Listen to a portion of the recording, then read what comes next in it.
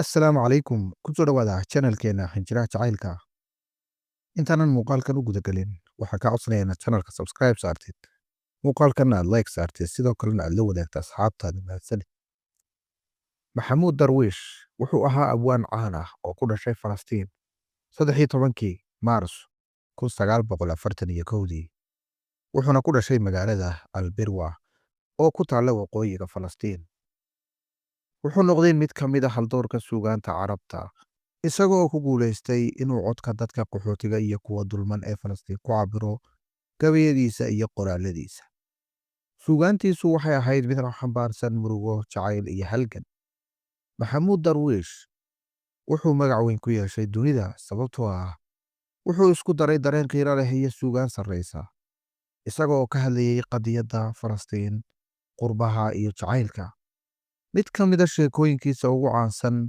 waa xiriirkii jacayl ee dhex maray isaga iyo gabar yahuudiyada oo la oran jiray Rita.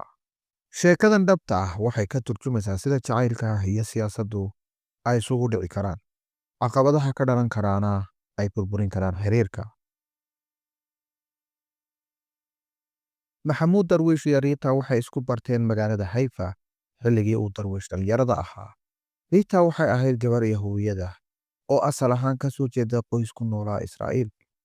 jacaylkooduna wuxuu ka bilowday jawi deggan oo ka fog colaadda ka dhaxaysa Falastiin iyo Israa'iil. Si kastaba ha ahaatee, xiriirkooda waxaa caqabad ku noqday xaaladda siyaasadeed ee waqtigaas, gaar ahaan dagaalka iyo iskahorimaadka u dhexeeya labada dhinac. Rita waxay ka mid ahayd bulshada Israa'iil, halka Maxamuud uu u halgamayay xuquuqda dadka Falastiin.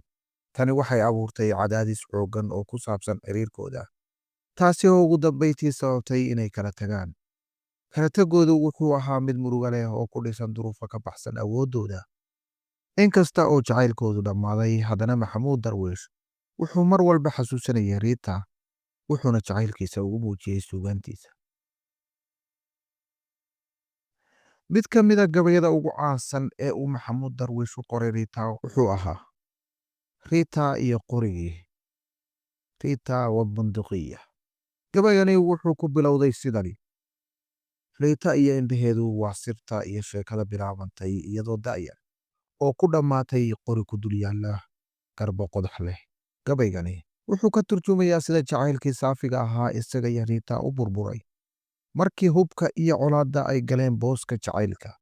Maxamuud wuxuu gabaygan ku cabirayaa murugada uu dareemay isagoo tilmaamaya in Rita ay weligeed xasuustiisa ku noolaan doonto xitaa haddii xaaladda siyaasadeed ay kala fogeysay. waxa uuna yidhi, intii indhaheedu ila joogeen wax walba waan iloobay, qasriga iyo geedka qumbaha.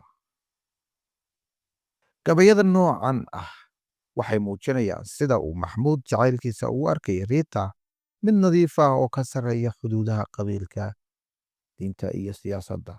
Hase yeeshee, duruufta ku xeeran aysan u ogolaanin inay wadaagaan noloshooda. Duruucda sheekada Maxamuud Darwiish iyo Rita waxayna bartaa in jacaylku yahay dareen ka sarreeya siyaasad iyo colaadaha, laakiin mararka qaar duruufaha noloshu ay awood u leeyihiin inay burburiyaan xiriirada. Waxay sidoo kale ina tusaysaa sida ay xaaladaha siyaasadeed iyo iskahorimaadyadu ay u dhaawici karaan xiriirada dadka caadiga ah, xitaa haddii ay iskula jiraan dareen run ah oo jacayl ah. Jacaylkii Maxamuud iyo Rita wuxuu ahaa mid calaamad u ah murugada jacaylka, taasi oo muujinaysa in jacaylka saxda ah uu weligiis qalbiga ku sii waarayo, inkastoo xaaladaha noloshu ay qofka ku khasbaan inuu qofka uu jecel yahay ka fogaado. Haddii aad muuqaalkan intan soo gaadhay, waxaan kaa codsanayaa inaad channelka subscribe saartid, muuqaalkana aad like garaysid, ana wadaagtid asxaabtaada. Mahadsanid.